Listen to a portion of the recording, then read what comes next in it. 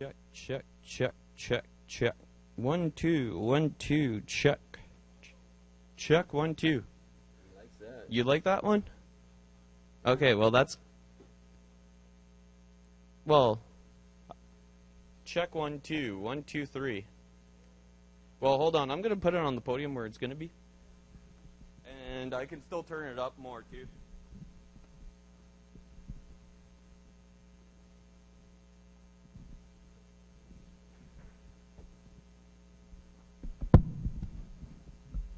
Check 1 2. Yeah, bring it up. Check check check. 1 2 1 2. It's on red. Red red red. 1 2 1 2 1 2 3. A little more. Check 1 2 1 2 3. Check check. 1 2.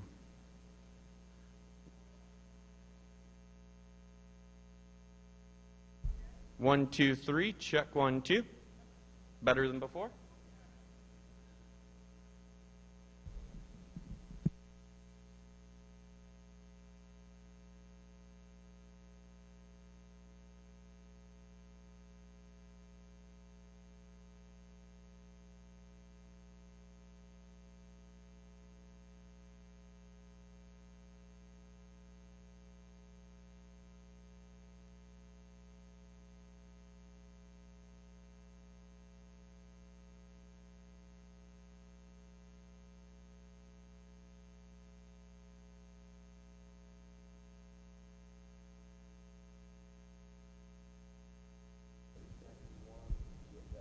Check 1 2.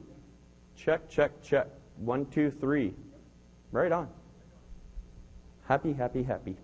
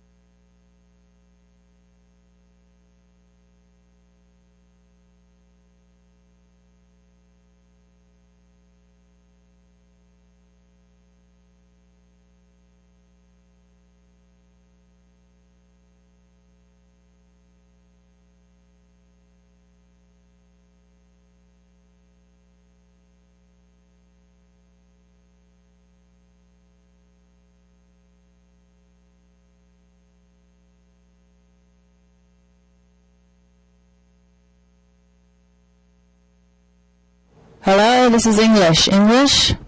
Yeah, English? Okay. Test 1, 2, 1, 2. Check. English, testing English. Check.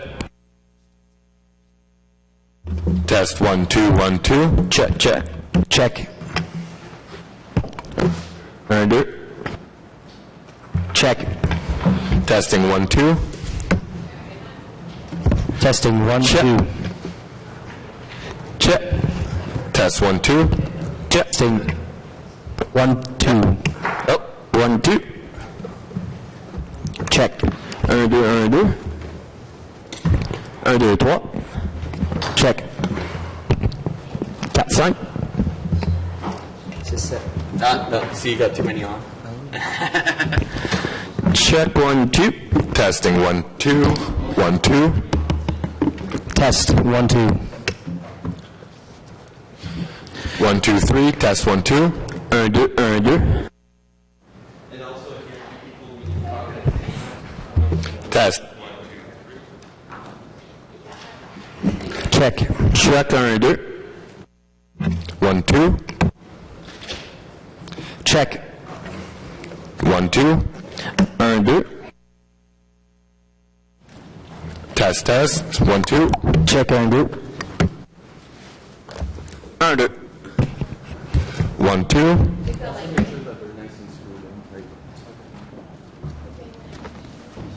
Test. Check. Test 1, 2. 1, 2. Test 1, 2. 1, 2. 1, 2, 3. Test 1, 2. 1, 2.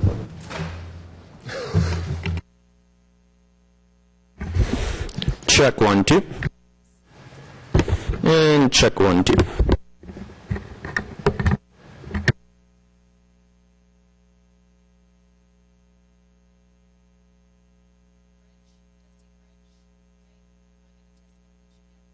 English, this is English. Okay, great.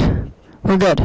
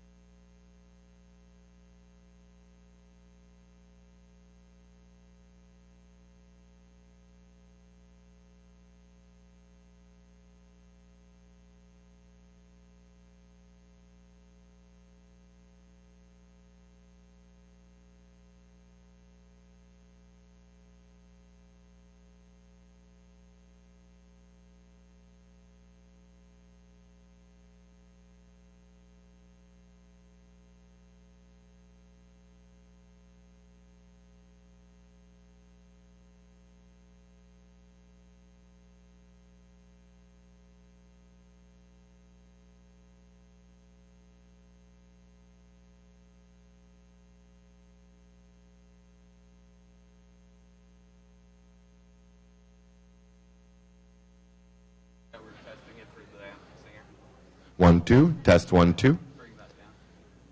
1, 2.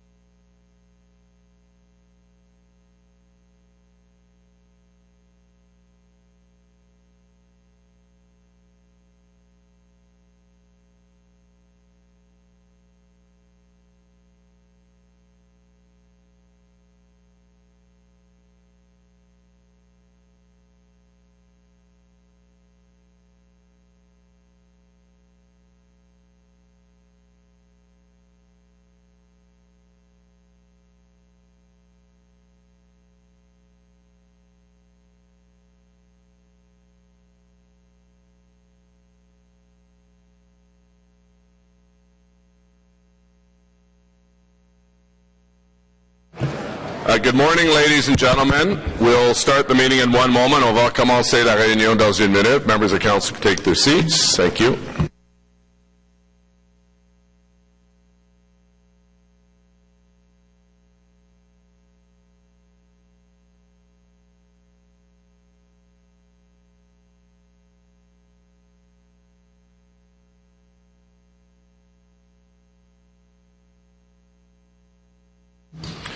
Good morning, ladies and gentlemen. Bonjour, mesdames et messieurs. Bienvenue au Conseil municipal de la ville de Welcome to Ottawa City Council meeting, June 10th. meeting for the 10th of June, 2015.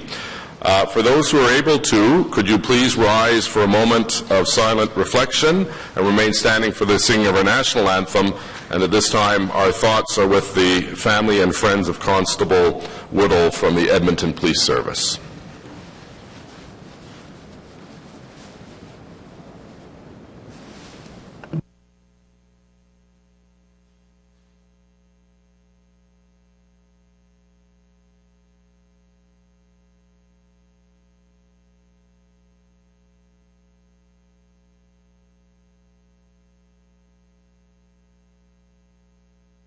Thank you. Merci. I now ask Councillor Deans to introduce our special guest from the Ottawa Police Service who will sing our national anthem. Thank you, Mr. Mayor, and good morning, everyone. Some of you might recognize our distinguished guest here today. He and his team of officers work hard each and every day to protect our city. It's my pleasure to introduce Ottawa Police Staff Sergeant Brad Hampson, who oversees the Traffic, Community Police Centres, and Emergency Services Unit for East Division. I'd also like to recognize Inspector Patrick Flanagan over there, who's here today and who helped arrange to get Brad here to sing with us, for us. Brad and his team of East Division officers respond to thousands of calls for service, not just from Gloucester Southgate residents, but 9 other wards within the city. His officers are always there to support our residents, answer questions, follow up on concerns, and to provide excellent police service to our community. Brad began his career with the Ontario Provincial Police Force and transferred to Ottawa in 1999. He was previously in charge of the city's Emergency Services Unit, has served a 9-month UN peacekeeping mission in Sudan, as well as traveled on an exchange with the RCMP on Baffin Island in Canada's Arctic. Brad has a notable background in music, volunteering as a piper and an assistant drum major for the OPS pipe band, as well as with the RCMP and the Stormont, Dundas and Glengarry Highlanders. He can sometimes be found performing with his father, Garth Hampson, a retired RCMP officer and fellow vocalist. In addition, Brad is one of the national anthem soloists for Rideau Hall, singing for events presided over by the Governor-General. In 2008, Brad was inducted by the Governor-General into the Order of Merit of the Police Forces, recognizing conspicuous merit and exceptional service above and beyond his community. He's also a proud father of 3 young children with his wife, Miriam. Brad didn't just follow in his father's footsteps when it comes to policing. His father was well known for singing the national anthem at Ottawa Rough Rider games and Grey Cup football games. Brad was the main Ottawa Red Blacks anthem singer last year, and I'm happy to advise that he'll be back again this season. Today's crowd is small compared to the 24,000-plus faces he's accustomed to seeing at the games, but we're lucky to have his talent here to sing our national anthem. So please help me in welcoming Staff Sergeant Brad Hampson, today's Voice of Council.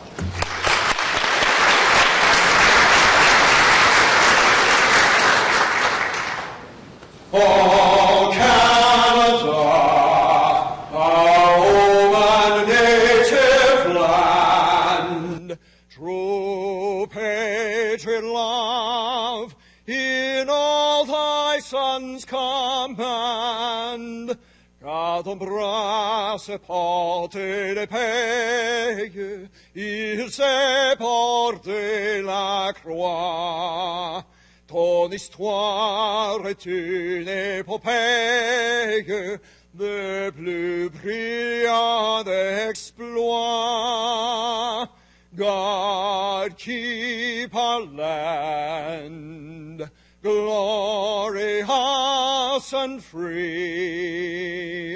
O Canada, we stand on guard for thee. O Canada, we stand on guard for thee.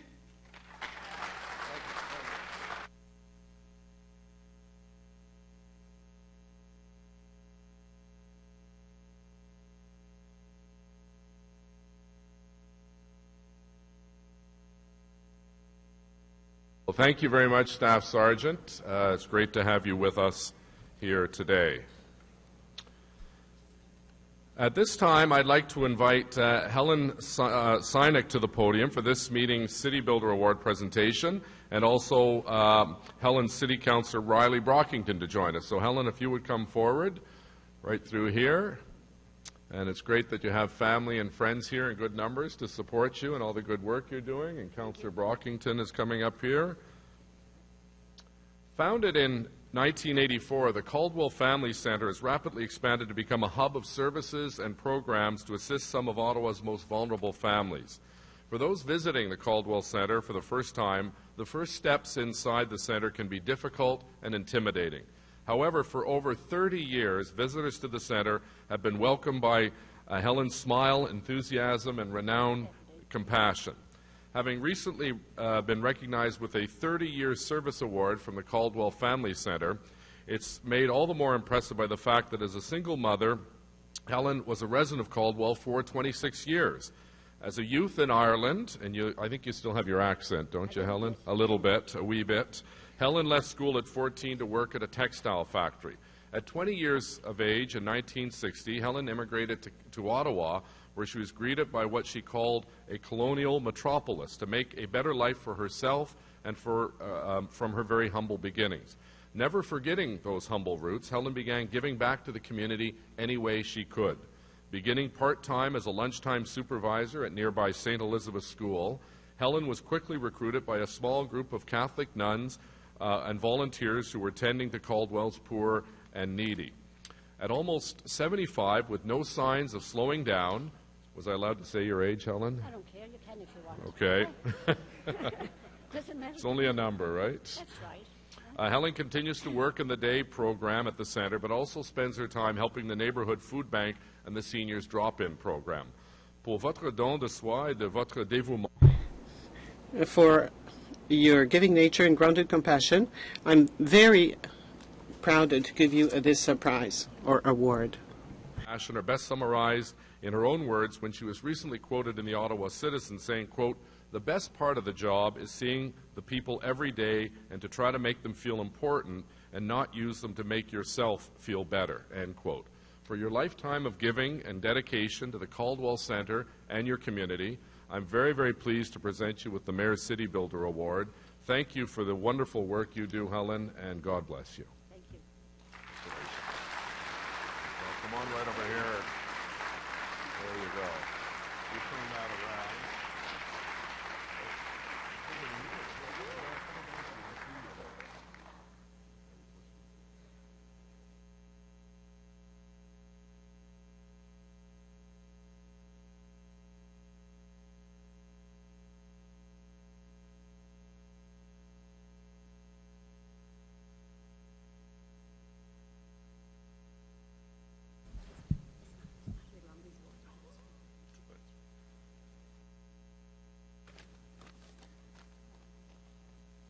Okay, I would like to thank Mayor Watson and members of City Council and Raleigh-Brockington. I would also like to thank members of my family and friends for being here to support me. Also my co-workers Edith and Maurice, Graham and Rob. David Walsh, Executive Director of the Caldwell Family Centre, Sister Lorena and members of the board. And to acknowledge all our volunteers who work at the Family Centre. Last but not least is the people who come to the centre, whether they come for the emergency food programme, or to come for toast and juice, or to have a coffee or tea. All of the people that come through our doors know they are treated with respect and dignity. Thank you again, everybody, and I also want to thank, which is OCH there, for putting forth the letters of support. And anybody I forgot, I'm really sorry. But thank you very, very much. I really appreciate it. Thank you. Well done. You're like a pro. You did perfect. Perfect. Thank you. Yeah, that was very well done. Thank you.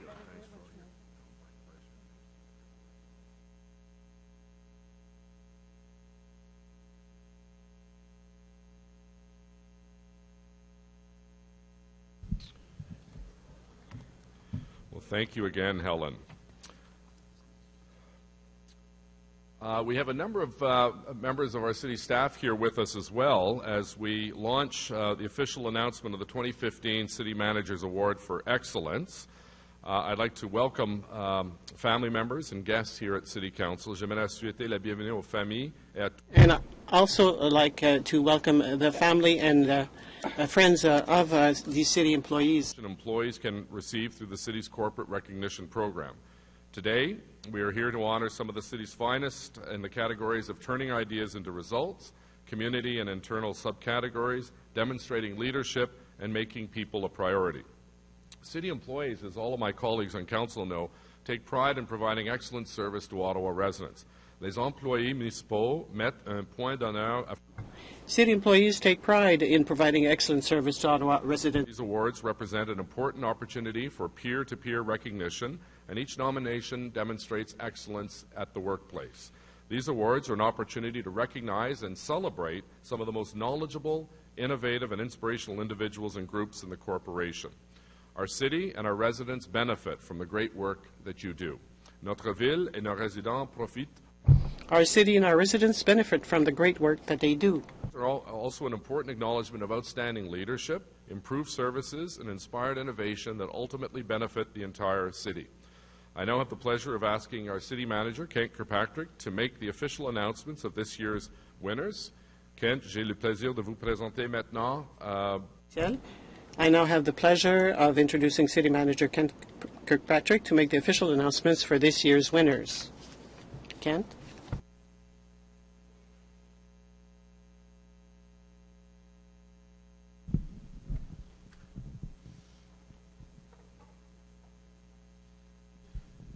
Well, thank you very much, Mayor Watson, and bonjour, mesdames et messieurs. And good morning, ladies and gentlemen. It's a pleasure for me and an honor to join you this morning in celebration of the City Manager's Award of Excellence.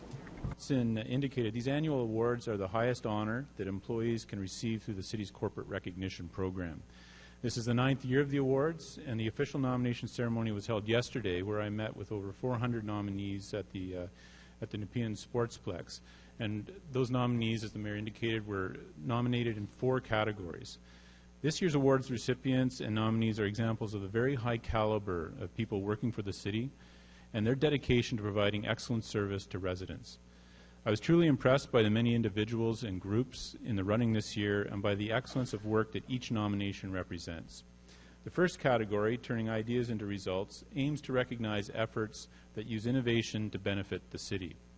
This category is divided into 2 subcategories: community for initiatives that benefit the city and its residents, and internal for initiatives that benefit the corporation and the employees working together within it.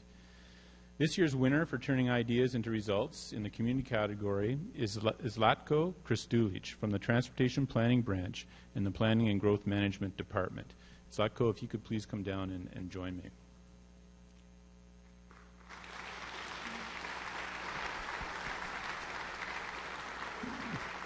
Zlatko receives the CMAE for his leadership in the high-profile cycling-related projects in Ottawa, including development of cross rides, cycle tracks, and the east-west route for cyclists crossing the city's core. Il est reconnu pour son sens de l'innovation. He is recognized for his innovation and his dedication to developing and implementing sustainable transportation projects that improve the mobility of Ottawa residents. Zlatko's efforts, the city is recognized as a leader in the active transportation field, and his contributions will have an impact on bicycle usage and infrastructure in this city for years to come. Congratulations, Zlatko. Thank you very much.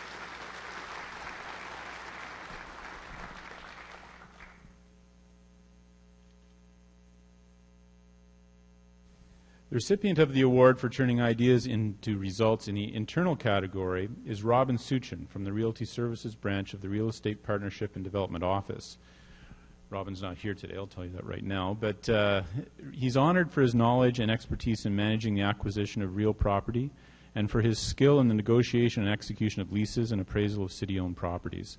Most recently, Robin played a very critical role in the success of the Lansdowne redevelopment project, managing and negotiating deals with multi-parties with exceptional skill, resourcefulness, and tenacity, in my opinion. Robin's unable to be here today, but we thank him for the vision, innovative thinking, and experience that he brings to the role. He was presented with he was made aware that he was receiving this award yesterday. It was a surprise to him.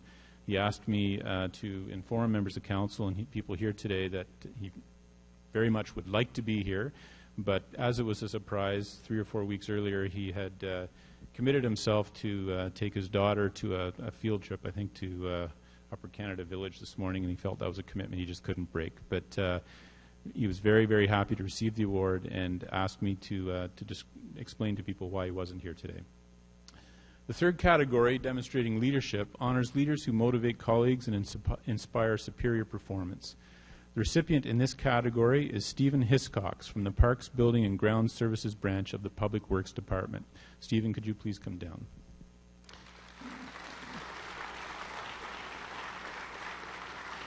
As a facilities supervisor at the Peter D. Clark Centre, Stephen was nominated for his engaging leadership style and for his ability to inspire and motivate co-workers.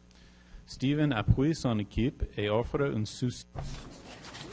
Stephen offers support to his team and to his individual members through coaching, mentoring, and the encouraging of continuous learning and development. Skills and willingness to share and exchange knowledge and ideas, Stephen has gained the respect and admiration of colleagues. Congratulations, Stephen.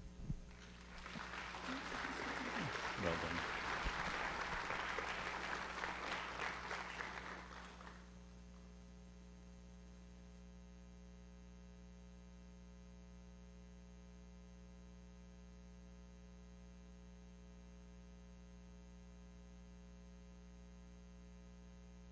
Stephen's asked me to tell you that he wants to dedicate this award to Alain Bissonnette, a co-worker and a gentleman that recently passed away.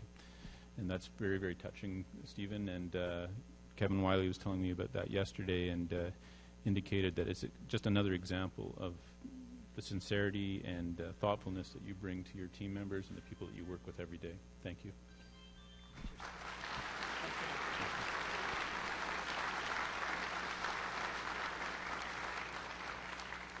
The final award category, Making People a Priority, recognizes those who put the needs of residents first in delivering top quality service to the public. Ce travail est manifestement important pour les gens. The winners of the CMA in the Making People a Priority category is the Ottawa.ca team, comprised of Leila Akaya, Aaron Byrne, Richard Chan, Joanne Cleroux, Mark Cunningham, Joanne Dakin, Philip Desordi, Alan Fong, Judy Fox, Christopher Fulton, Rachel Gibbard, Denis Hemelin, Veronique Moreau, Vanilla Muragansan, and Michael Patch. Could you please come down and join me? This team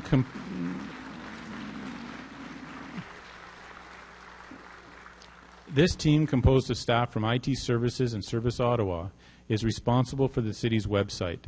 They are honored for their contributions to the many essential elements that go into developing and managing a citizen-centric approach to Ottawa.ca. Throughout each phase of the project, the team has set high standards for public service, keeping the needs of users at the forefront of all decisions and working to exceed user needs and expectations. Cette équipe également montre la voie. The team also led the way in building a foundation upon which many city departments can now offer self-serve services. Congratulations for your success, and thank you for improving how the City of Ottawa engages with residents online and provides services and information to clients.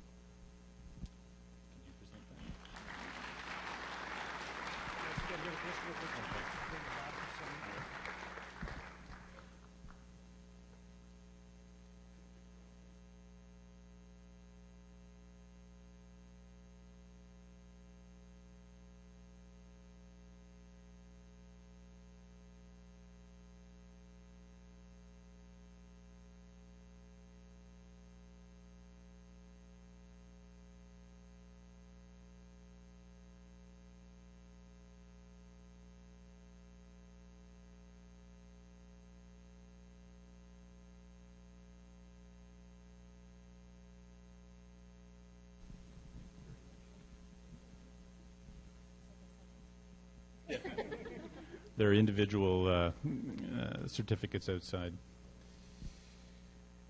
On behalf of City Councillors, management, and all your colleagues, I would like to say thank you for your hard work and dedication. Our city and our residents benefit from the work that you do. Nous sommes tous très fiers de notre... We are all very proud of our city, and each of you has played an important role in our collective pride. The opportunity to acknowledge and celebrate these exceptional people and their great work, and I extend my sincere thanks to all of the award recipients and nominees. Yesterday at the nominees ceremony, I told all of the nominees that today I would encourage members of council and other people here to please take a moment and in the past it was sort of a pamphlet-sized document that identified all of the nominees, the individuals, and the work they've done. This year, with the growth of this program, it's more like a catalog, but there's some excellent stories in there. And congratulations to the award recipients, but really congratulations to all of the nominees. As I said earlier, in my mind, this is the purest form of recognition that an employee of the City of Ottawa can receive in terms of being nominated, recognize your work and your efforts and your contributions recognized by your peers to the extent that they wish to nominate you for this award. So congratulations to everyone. Merci beaucoup.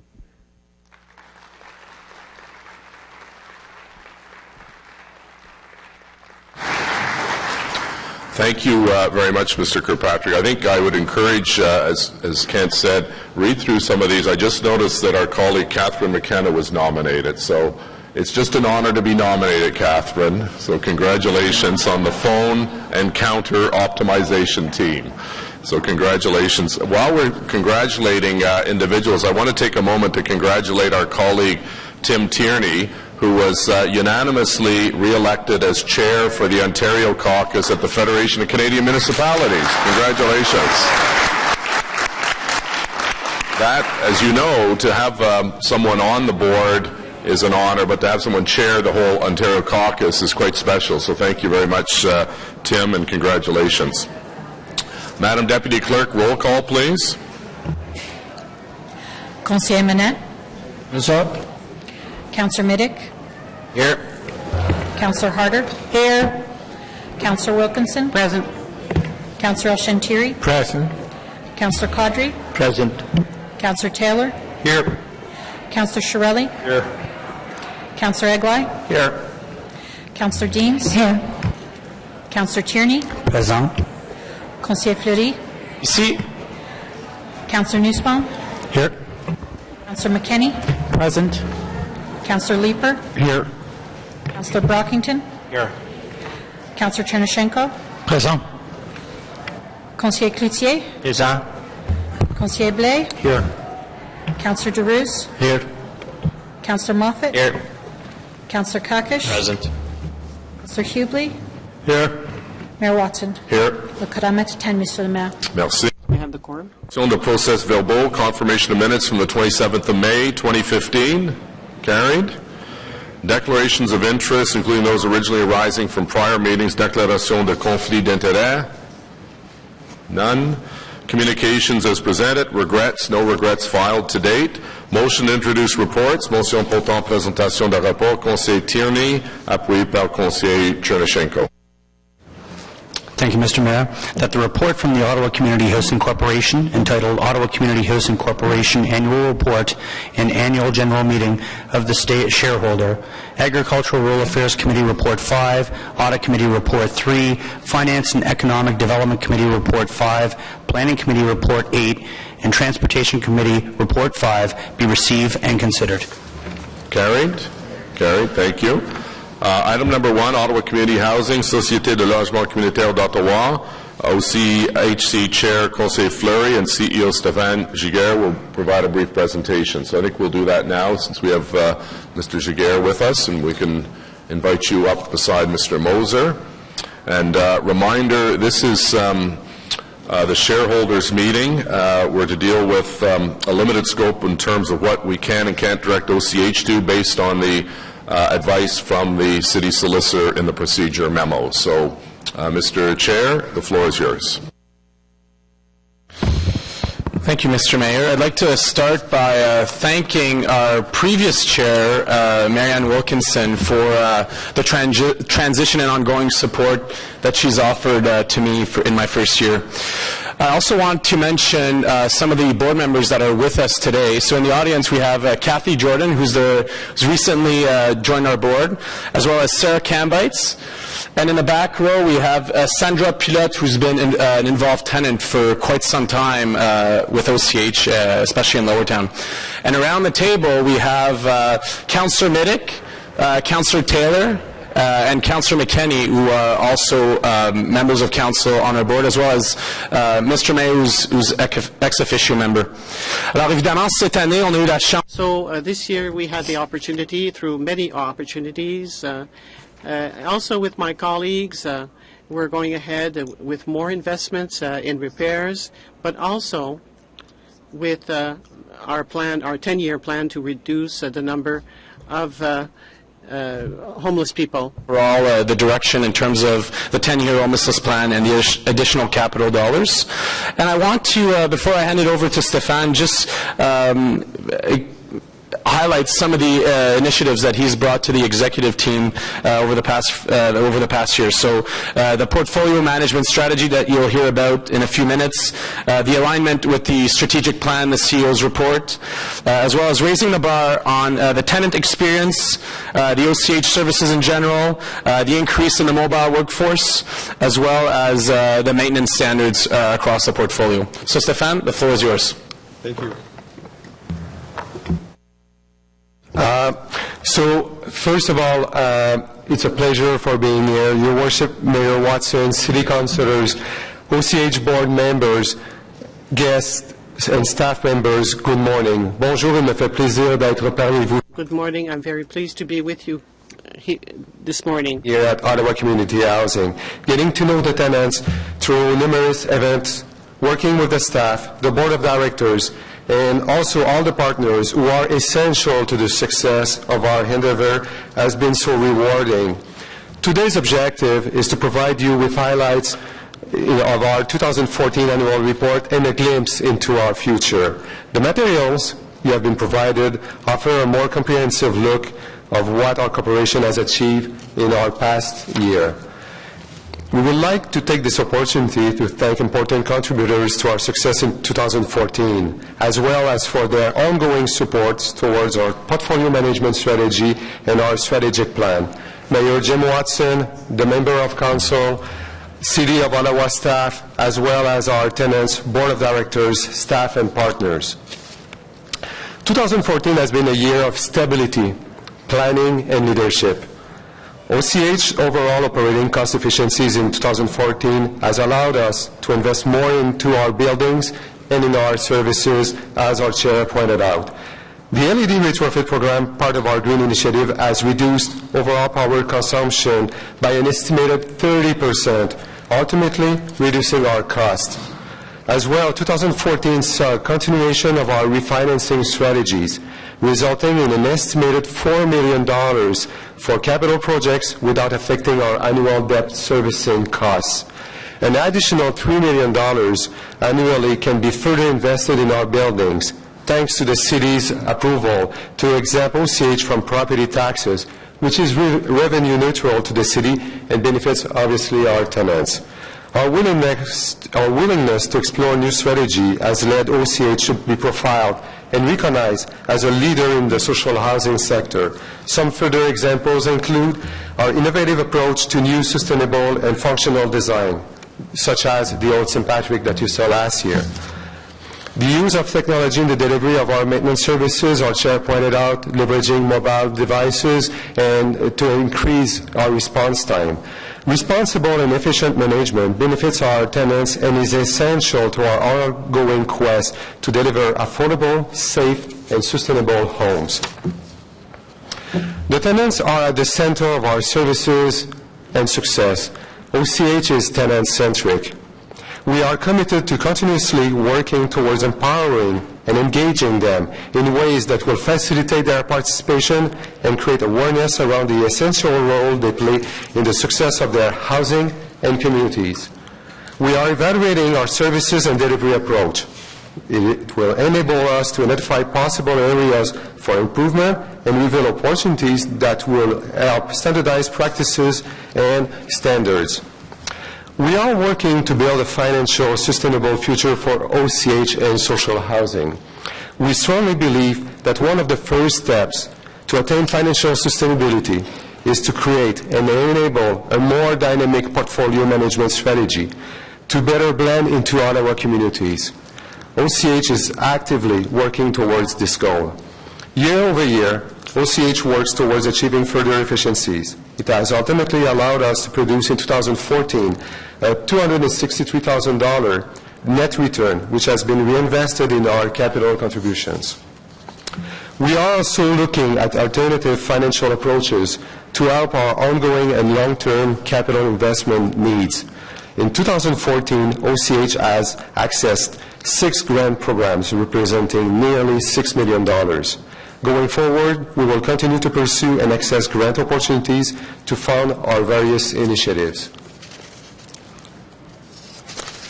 In conclusion, today achieving financial stability in the social housing sector is an ongoing challenge for all providers in Canada and internationally. OCH is on the right track to building a strong future. We are leveraging financial, human, and technological resources to provide a place that Ottawa residents can call home. Merci pour votre support au cours de l'année. Thank you for your support over the year and every day. As you were able to see, 2014 was a continuous improvement year. 2014 has been continued improvements to our portfolio, and we look forward to working with you in the year ahead. I will take your questions now. Je vais maintenant répondre à vos questions. Merci. I can take your questions now. Thank you. Monsieur Fleury, comme président de la conseil d'administration. Mr. Fleury and Mr. Giguère, the executive director. We're not getting into operational questions of the organization based on the advice from the city clerk and solicitor. Councillor Chernyshenko, please. I guess I'll learn very quickly whether this is considered an operational question or not, so I'll try it. And I'm very impressed with the work that OCH has done over the years to improve the energy efficiency, reduce the waste. That's all good money that literally sort of goes out the window, and the work that you do to retrofit your buildings. What are the impediments to doing more of that or doing it faster? I know you've got a schedule to do it, but likely financing is the key impediment, perhaps human resources to doing it faster. I'm curious what could help to do more of that and do it faster.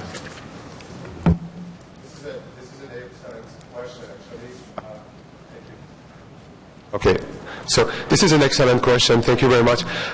First of all, it's all about partnerships with the different groups, the different entities that we're dealing with. You touched on a point about the financial aspect.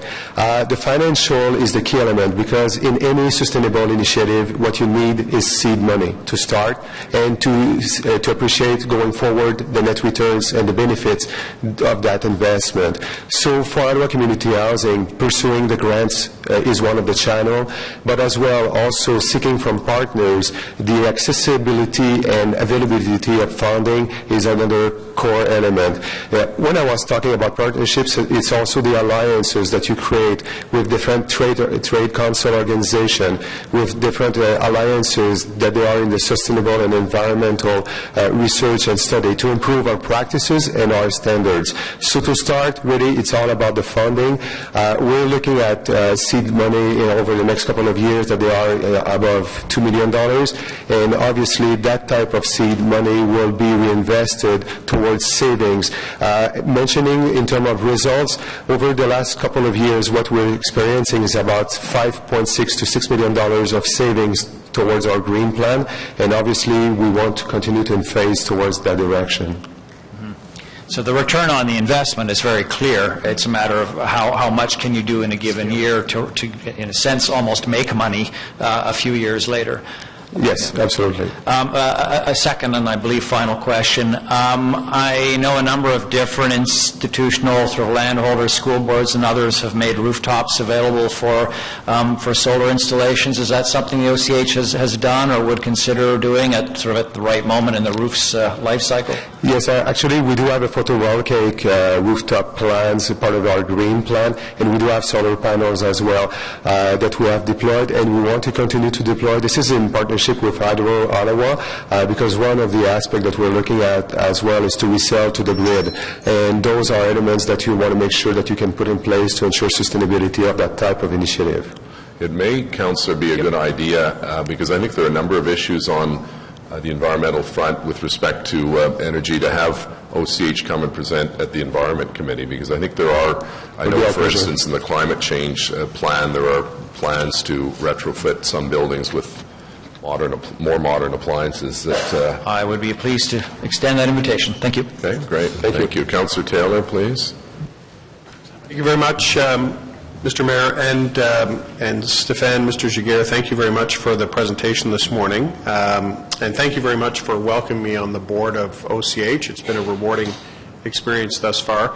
My question really is around, you spoke a little bit here, and I know we've talked a lot at the board about the property management renewal strategy, and the board's currently kind of working through that and how it rolls out.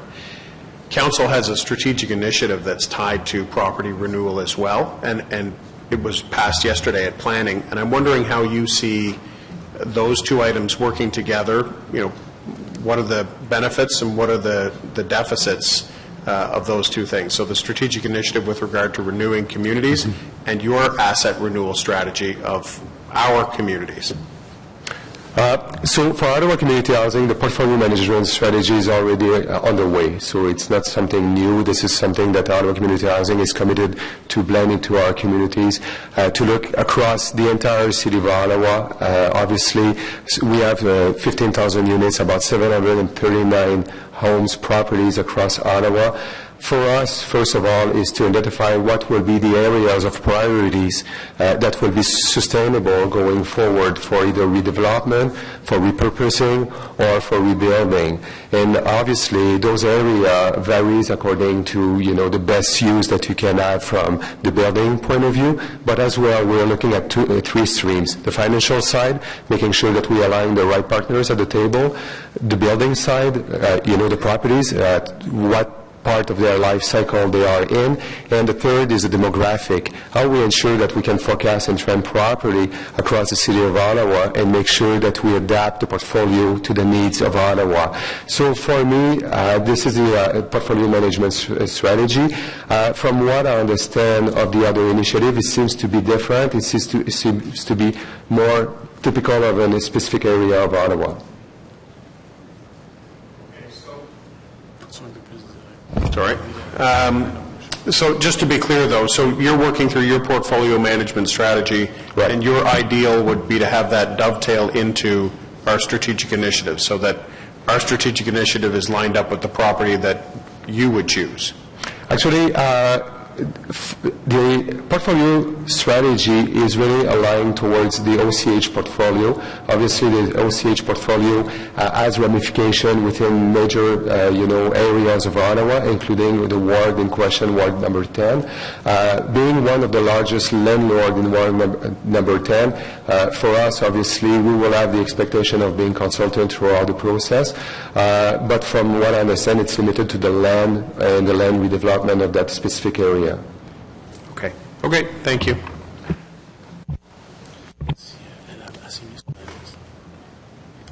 Thank you, Councillor Taylor. Councillor Eagle. Thank you very much, Mr. Chair. Just a quick question. I think it's probably a question of clarification, but during the presentation I noticed on one of the slides that when you're talking about your the automation, if you will, or the computerization of the maintenance system, that you had received about 212,000 requests for service, but I saw that the comparable number for service orders, if you will, or maintenance orders that went out was about half of that, was about 118,000. So can you speak to that discrepancy? Were we getting multiple concerns about a particular thing, or why do those numbers, are they not more in sync? So in terms of the maintenance and call centers called receive, it's not only about maintenance. So you will have calls at the call center that they are about safety. As you know, we provide safety services. We will most of the call on the safety side will be for parking, for that type of request where people will ask people to move their cars away. In terms of maintenance, we have different set of calls, obviously, because we have different set of properties. We have high-rise, mid-rise, townhouses, homes. Obviously, it can range from, cleaning to just changing a door handle. So again, all of the calls are funneled through the call center to ensure that we can respond effectively and in a very responsive manner. Actually, all of the calls at the call centers are answered within 30 seconds, and within 24 hours, we guarantee that someone will be at your door fixing the issue, if it's a work order issue. But according to the level of emergency, obviously, we can escalate, and we have protocol for escalation as well. Okay, thank you for that clarification, and thank you for the great work that you and the board do along with the chair every day. Thanks so much. Thank you. Thank you, Councillor Igor. Councillor Hughley, please. Thank you very much. Two questions for you, and one I'd like to ask the chair if he could enlighten us on some of the strategic directions that the board is going to take over this term of council, and in particular your efforts to work with the private sector to find partners to renew the existing housing stock and perhaps be able to build new. Could you elaborate on that? Sure. Thank you for offering the question, and thank you for your involvement. We've had very good exchanges thus far, and really looking forward to continued support from my colleagues on this. So there are confusions regarding the portfolio management strategy, and it's important to be said that in the past, our capital repairs went to the highest priority. A broken foundation, we were in there making those investments. Window repairs, roof repairs, without looking at the entire portfolio. And now what we're doing is, as highlighted by our CEO, there's 739 communities that are being reviewed in terms of looking at capital repairs, looking at demographics, looking at number of units, looking at the zoning that's in place. Because some of our properties are 2 stories in zones where they're on main streets. In terms of looking at the zoning, there'd be a lot of opportunities there. So we have to complete the portfolio management strategy, which will be done by the end of 2015. And after that, and through that process, obviously we need to, as ideas come up, we need to engage with our partners. But we need to have a fulsome strategy of the 739 properties, and once that's established, we'll identify the top 5 sites, communities, if you will, and come back and share those with our colleagues, and really look at the different opportunities that are in front of us. Is there any thank you for that, and I look forward to seeing your report. Is there any plans to have an audit, like to either invite the city's Auditor General or to hire your own AG to do a review of the operations as well, and some of the initiatives? So in terms of we do have already auditors with Ottawa Community Housing. It's Ernst & Young that they are the auditors. They are looking at our process from a financial point of view in terms of delegation of authorities, ensuring that everything is in order from process, from controls. So we have been using them since the last 4 or 5 years. So far, the reports of the auditors were positive. In terms of best practices, we always look for improvements. So what we do usually, we hire consultants in special niche areas, so such as, for example, if you look for someone for health and safety, we will look for a specialist in health and safety to provide us guidance and best practices in that area. So if we look at building management, like if we want to do a building condition assessment or, doing FCIs on our properties, again, we will go with engineering firms that will be providing us their sounding boards and advice on this. I think it's important to highlight just another element.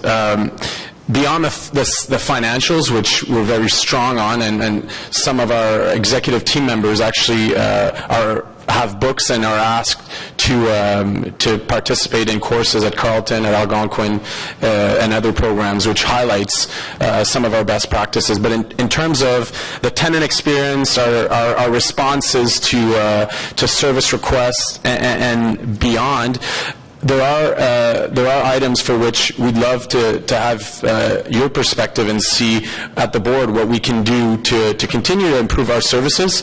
We've engaged in that road for quite some time, but we're always looking for new ideas. And on the other hand, as you know, we engage in a lot of materials, that it's kitchen replacement, washroom replacement, floors, paints.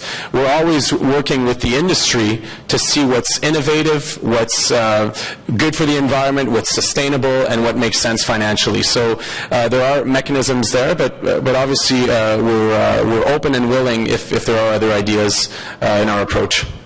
Good. Thank you very much. Thank you. Councillor Deans, please. Thank you, Mr. Mayor. Just wanted to follow up on a question asked by Councillor Taylor a few minutes ago. As I understand it, OCH is currently undertaking an asset management strategy and doing a system-wide review of the entire portfolio. But if SI 39 comes forward and is passed by Council as recommended by Planning Committee yesterday, OCH would participate as a stakeholder in that process. Is that correct? Actually, so from what I understand, the role of OCH is not yet defined in terms of the SI on that one. From what we received in terms of information about the SI, it was really about land redevelopment and the potential for the lands itself. And this is where OCH will have interest in looking at, is there anything that we can do as part of the portfolio side? We have no indication so far in terms of how we can participate in that study. No, but from the outset, you would participate as a stakeholder with a landholder in that community. If there's any consultation, absolutely, we will be there. Thank you. Thank you. Great. Thank you. Est-ce qu'il y a des autres questions? Any other questions? Questions as presented. Carried. Thank you very much, Councillor Fleury and Monsieur Giguère. Committee reports. Agriculture and Rural Affairs Committee report number 5, rapport numéro 5 du Comité de l'Agriculture et des Affaires Rurales. Number 2, Comprehensive Zoning Bylaw 2008-250 Omnibus Zoning Bylaw Amendments. Carried.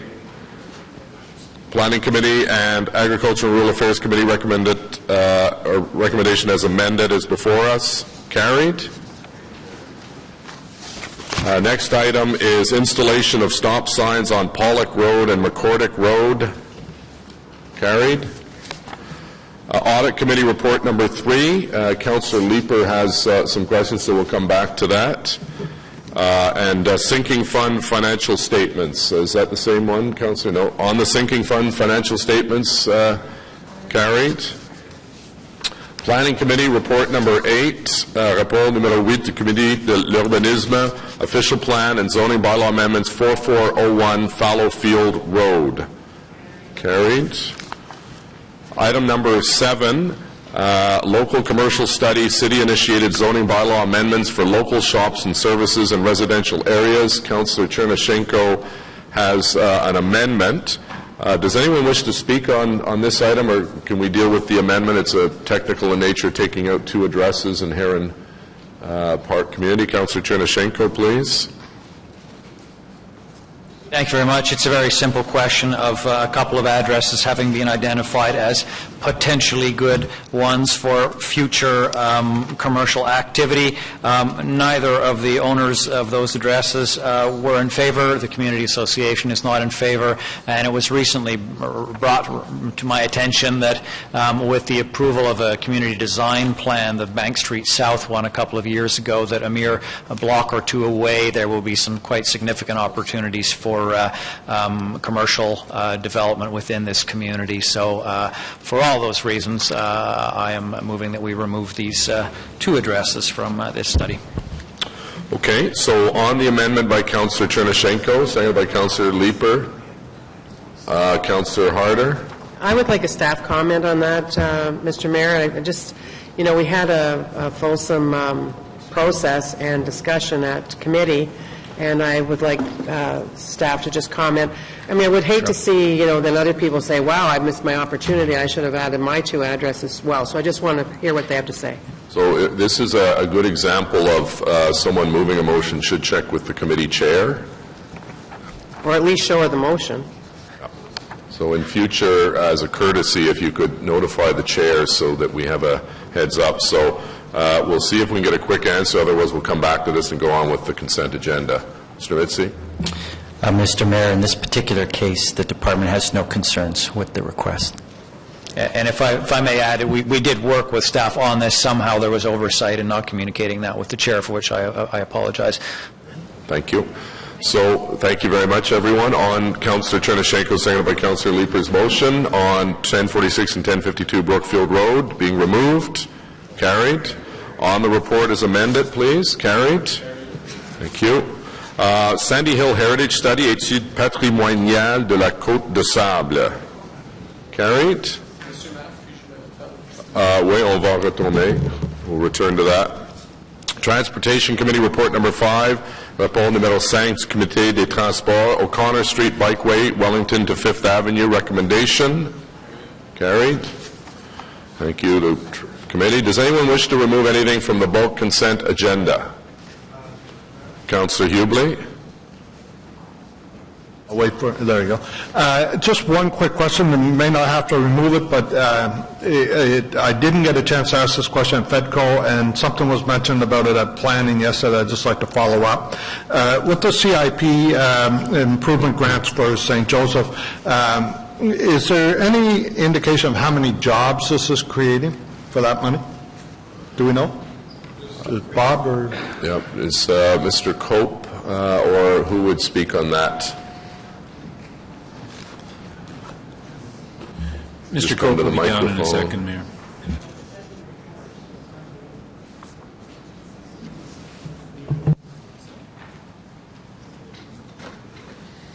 Since Shirelli said it's wildly successful.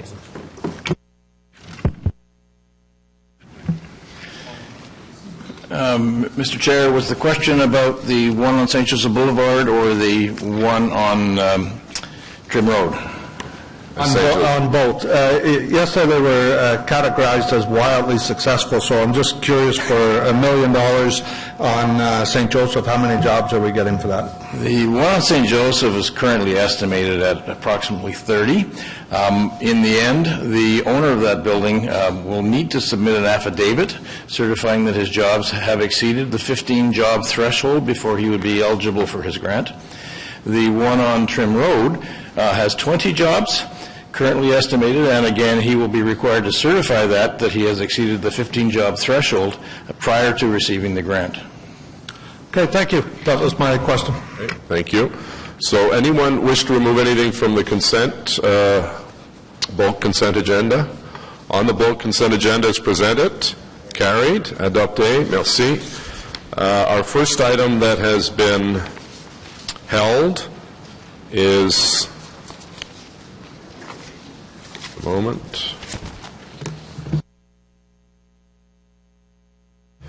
is Councillor Leeper on the City of Ottawa consolidated financial statements from the Audit Committee. Councillor Leeper, please. Thank you, Mr. Mayor. Just a couple of brief questions with your indulgence. The investment revenue that the city achieved in 2014 looks like it was significantly increased from what we achieved in 2013 by 30%. I think we were 5% over what we forecast for 2014, and I'm just wondering what accounts for a pretty significant bump in investment revenue. Mr. Mayor, the answer, quite frankly, is the interest we earned on the endowment fund. We were able to achieve, because of the financial markets last year, basically a 16% return on that investment, and that had the effect of increasing the overall investment returns for the City of Ottawa. Is there a single number we can put on our rate of return with respect to the investments that we've made? The endowment fund earned 16%, but the endowment fund is only $200 million. We have investments that total an average of $1.7 billion over the year. The other $1.7 billion earned a rate of approximately, I think it's 1.6%. Okay. So 2.16. 2.16? Yeah. It's obviously a big difference. I know the city has a very prudent or conservative approach to its investments. So our investments are regulated under the Municipal Act. We can only basically invest in extremely secure investments. The one little area we have where we can go beyond that is with the endowment fund. Okay, and congratulations on getting some good in return on that. I had a second question. I'm not an accountant, and so from a lay perspective, it was interesting. Our auditors in Ernst & Young identified 5 areas of difference from our statements to what they audited. They determined it didn't make a material difference to the surplus, but they recommended recording those. I'm just wondering if you can help a layperson understand, what do we do with those differences that the auditor finds? I'm going to ask Ms. Jasmine to answer that. The Deputy Treasurer is responsible for the financial statements, but I want to point out one thing beforehand. These are differences, not errors. Accounting, believe it or not, is not a science, it's an art.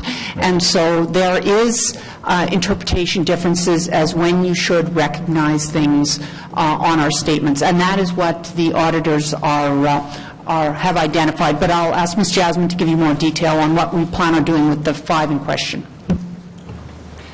So the 5 So the 5 errors that have been identified, or differences that have been identified, 4 of them are actually timing differences. They're related to the tangible capital assets. Okay. Some of them, projects hadn't been closed and needed to be closed this year, and so amortization wasn't recognized in the appropriate year, but now they are. So it's more of a how we report in the current year, but overall we are recognizing what they've identified. It's a timing difference. The only one that's not a timing difference is the understatement of the pension liability for COSF. That's the pension that provides for 45% indexation, and the city covers the other 55%. The auditors feel that we should show that as a liability going forward, but it's a decision that's made every year. So we decide not to show that as a liability. Okay, thank you. Thank you, Mr. Mayor. Thank you, Councillor Leeper. On the consolidated financial statements for 2014, carried. Merci. The next item that's been held is the Sandy Hill Heritage Study, Étude patrimoniale de la Côte de Sable. Councillor Nussbaum and then Councillor Fleury as the chair of Build Heritage Committee. Councillor Nussbaum, the floor is yours. Thank you, Mr. Mayor. I just wanted to provide a brief explanation on this recommendation. There was a change at Planning Committee. Essentially, the committee is asking that staff review the boundaries of the Sandy Hill Heritage Character Area. Now, this is a good news story. The Sandy Hill Cultural Heritage Character Area is an idea that dates back to 2007, and there was a study done and submitted to the city in 2010. I think the community of Sandy Hill is very excited about this, and so we are moving forward with the proposal. The only issue is there were different views on whether 2 blocks of King Edward south of Laurier Avenue should be included in the Sandy Hill Heritage Character Area, differing views between the Build Heritage Subcommittee and staff, and so in consultation with Chair Harder, we decided to take that issue aside, and we'll deal with that over the coming months, but in the meantime, there is no reason not to go ahead with the boundaries that are agreed, and that explains why paragraph A of the motion is written as it is. Thank you. Great, thank you. Conseil Fleury, s'il vous plaît. Merci, Monsieur le Maire. Wanted to highlight the importance of those guidelines for each of the 5 areas, as well as the zone between Osgood and Rideau. So I wanted to thank staff on that, and I want to remind colleagues and thank them and staff for the focus that we've brought to an area that's had issues of near campus residential, as you're well aware, with the moratorium starting last council, moratorium on conversions, infill 1, infill 2, now the Sandy Hill Heritage Studies. We're really doing our best to protect the character of that neighborhood, and for that I want to applaud my colleagues and staff from it. I've heard from the community that those efforts don't go unnoticed, so thank you. Good to hear. Thank you very much. On the study, Sandy Hill Heritage Study as presented, carried, adopté. Next is the motion to adopt reports. Motion portant adoption de rapport. Conseiller Tierney et Chernyshenko, s'il vous plaît. That the report for the Ottawa Community Housing Corporation, entitled Ottawa Community Housing Corporation Annual Report and Annual General Meeting of the Shareholder, Agricultural Rural Affairs Committee Report 5, Audit Committee Report 3, Finance and Economic Development Committee Report 5, Planning Committee Report 8, and Transportation Committee Report 5 be received and adopted as amended. Carried. Motions of which notice have been previously given. Motion dont avait été donnée entièrement. Councillor Harder, seconded by Councillor Shirelli. Councillor Harder. Thank you very much, Mr. Mayor, and Councillor Shirelli will be speaking on this as well, and I'm going to do my best to be able to. It was only on March the 8th that Ken Ross passed away, and today would have been Ken and Kelly's 9th anniversary. So I want to thank Diane Blay for her work. This is a record-setting number of people have contributed, and she's taken all due diligence, and she has gone over every single name to make sure that it qualifies. And so earlier this morning, I sent you out this package. These were the personal comments, so there were 100 and some personal comments that people took the time to individually. And there's over 1,700 people that signed petitions to support this initiative. So it's very clear that the people of Barrhaven and Councillor Shirelli very much support the renaming of a very large, our largest park, 30-some acres in Barrhaven, used by where the Canadian Little League will be held this year, where Bob Stevens Field, honoring a football hero in Barrhaven, Ted Hayes, a hockey coach. These are all parts of this very large park, surrounded by 4 schools. It's an amazing place. So when Mr. Ross passed away, we knew that we had to do something very special, and because the community was asking right off the bat. It was a surprise that we lost him, and that's reflected in the motion. Do you need me to read the motion, Mr. Mayor? Your choice. I just think I'm better off speaking to it. It is my initiative that I put forward. Obviously, the community supports it. Pardon? Okay. And whereas, therefore be it resolved, the Council at its meeting of June the 10th, 2015, approved the proposal to rename South Nepean Park, located at 600 Longfields Drive, in Barrhaven, Ken Ross Park. And also, Mr. Mayor, I have another motion that's seconded by Councillor Shirelli that would ask that you include the public comments in support of Mr. Ross and the naming of the park be appended to the minutes of today's council meeting. So I'm going to pass it over to Councillor Shirelli. Thank you very much. Thank you, Councillor. Councillor Shirelli. Thank you, Your Worship. I want to add my support for the proposed commemoration of Ken Ross on behalf of myself personally and behalf of the residents of College Ward who have benefited from his community building work. Even though assisting in College Ward could not in any material way be seen to have benefited his business, which was far outside the shopping area of his business, Mr. Ross was in many ways an unofficial citizen of College Ward. He was often freely donating his time, money, and attention to even the smallest of community activities, and always with conscientious respect for those who wanted to make the community better. A couple of years ago, when we began a campaign to rename a park in our ward after our area's late MPP Bob Mitchell, and needed to host a demonstration to support our petition to council, Mr. Ross supplied a vehicle, commercial barbecue, along with hundreds of dollars of free food to the hundreds who attended the outdoor show of support. Mr. Ross had witnessed the good work of the late MPP Bob Mitchell and helped create one of the best nonpartisan or bipartisan efforts we've seen. So in an area where just about everybody is a good Italian liberal, they were out to support the renaming of their park after conservative Bob Mitchell. But Mr. Ross's recognition of the contribution that other people make and of the good that can be done by recognizing that contribution, I think should be followed here today, where we can recognize that same kind of good work that he did for our ward and especially for Barrhaven.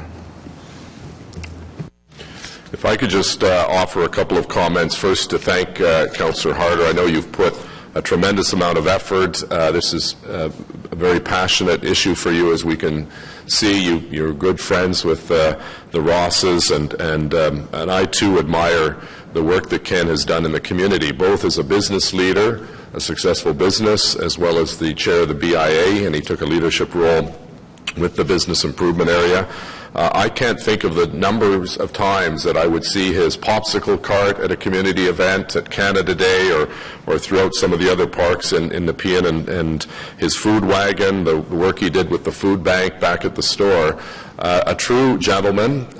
Sadly, he's left us far too soon, but he's left a tremendous positive mark on the community, and I think this park is very befitting an individual who has given back so much to his community that he loved, and this is our chance to tell Kelly and his family and his colleagues at the store how much we respect and love him. So I appreciate you bringing this forward. I think the very fact that we had, I believe, a record number of signatures and petitions in support of this particular naming of the park, Ken Ross Park, is ample evidence that you're on the right track, and we appreciate how difficult this has been for you, and I thank you and Councillor Shirelli for moving the motion. So on the motion as presented, carried. Thank you. And on the motion, Councillor Harder has moved to amend or append the minutes, the public comments to the minutes today. Carried? Carried. Thank you. Our next notice of motion that was given is moved by Councillor Shirelli, seconded by Councillor Leeper. Councillor Shirelli, please.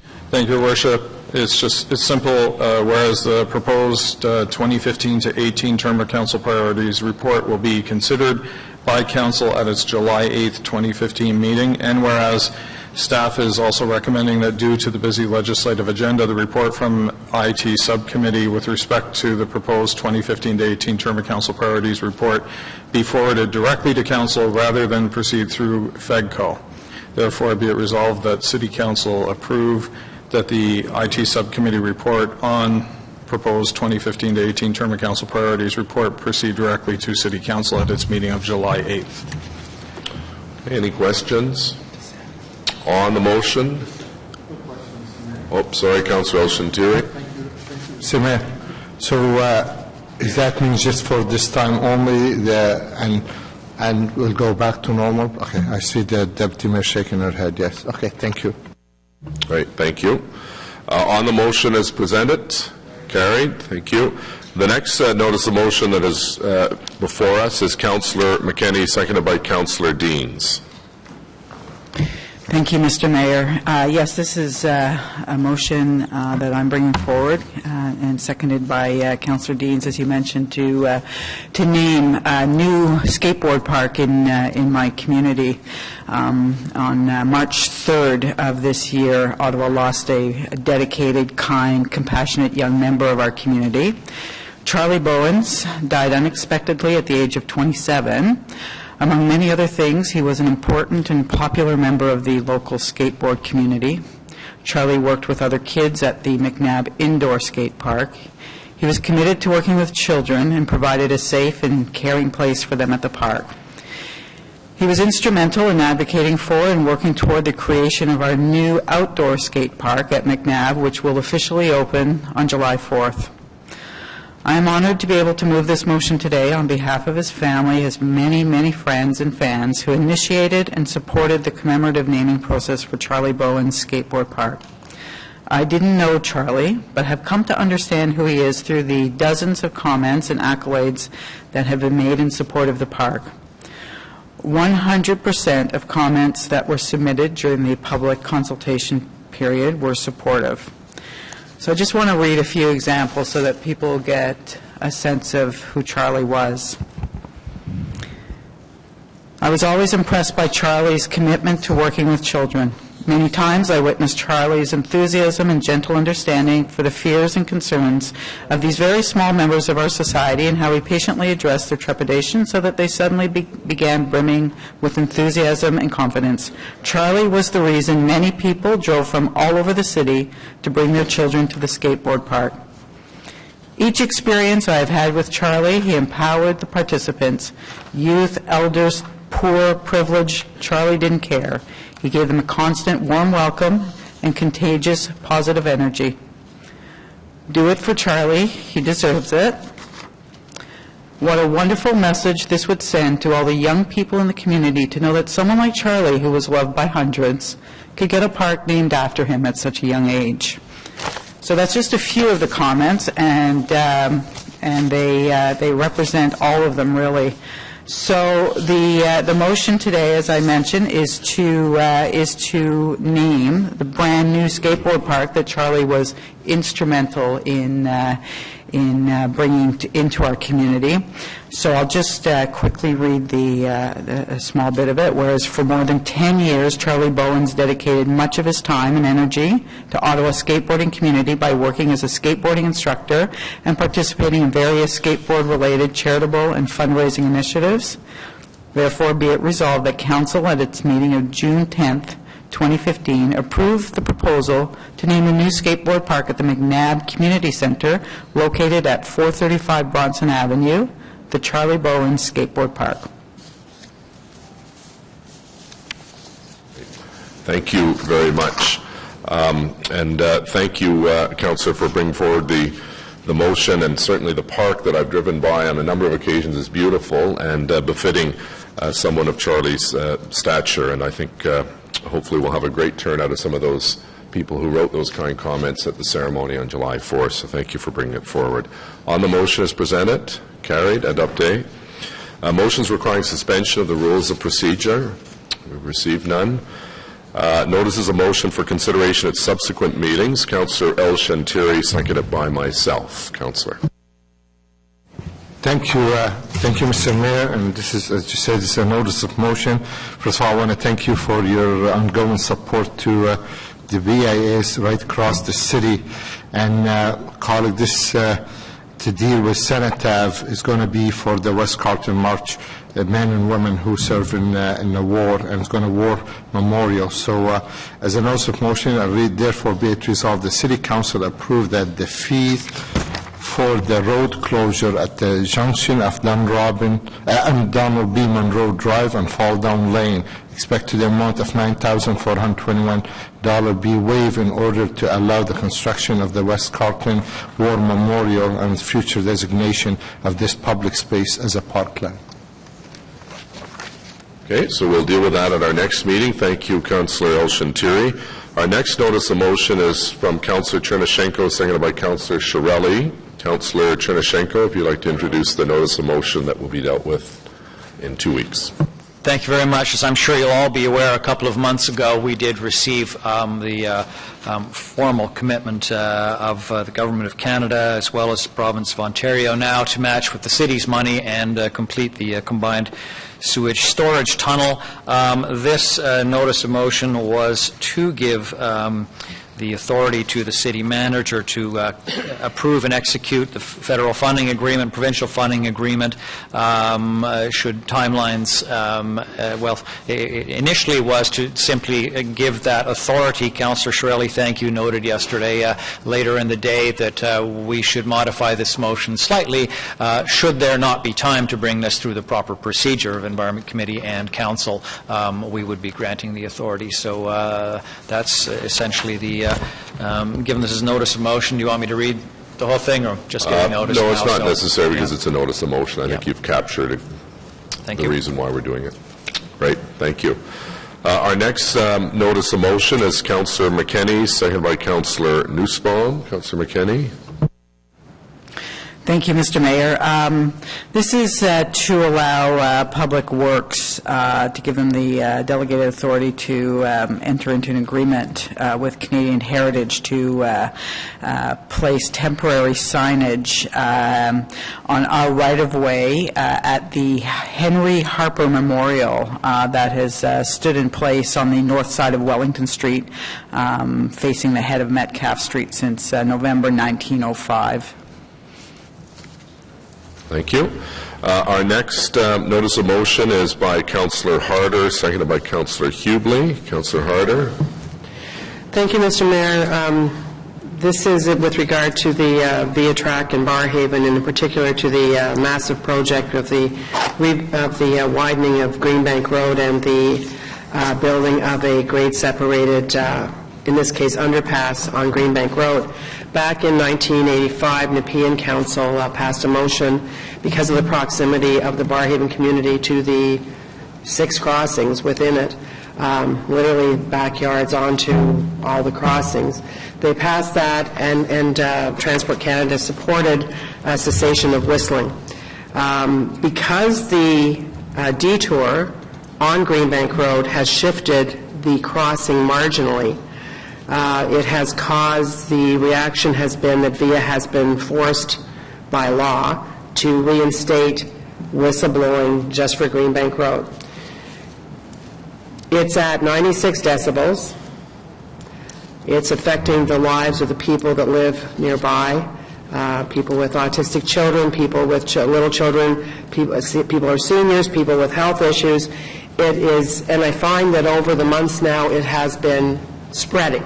So I've been working with staff, and I want to thank them very much for their help. We've tried many, many different things to ameliorate this. In addition to this, there's 90 days of dynamiting and now a crusher in place to crush the stone that's being dynamited. This is something that VIA supports, and so I'm putting it forward as a notice of motion because part of the process is you must have a notification. So that this will mean that as well. So therefore, be it resolved, this notice of motion states that City Council hereby gives public notice of its intention to pass a train whistling cessation resolution declaring it decrees the train whistles be prohibited at the Greenbank Road temporary detour railway grade crossing located at mileage 5.07 on Smith Falls subdivision, including delegating to the city manager to provide proper notification to the relevant organizations as required. Thank you. Okay, we'll deal with that at our next meeting. Are there any other notices of motion for subsequent meetings? No. Notice of intent from Hydro Ottawa Holdings, Inc., avis d'intention de la Société de Portefeuille d'Hydro Ottawa, Inc. Notice of intent from Hydro Ottawa Holdings, Inc. to hold the annual general meeting of the shareholder at the council meeting scheduled for June 24th, 2015. Motion to introduce bylaws. Councillor Tierney, please. That the bylaws listed in the agenda under motions to introduce bylaws, 3 readings, to be read and passed. Carried. Adopté. A confirmation bylaw. Councillor Tierney. That the following bylaw be read and passed to confirm the proceedings of the council meeting of June the 10th, 2015. Carried. Adopté. I neglected to mention at the beginning of council, we should also congratulate our colleague, Councillor Eli El Shantiri, who was elected first vice chair of the Ontario Police Board Association. That's the province-wide organization of police board chairs, and we appreciate you taking a leadership on that role as well, Councillor. Thank you very much, and congratulations.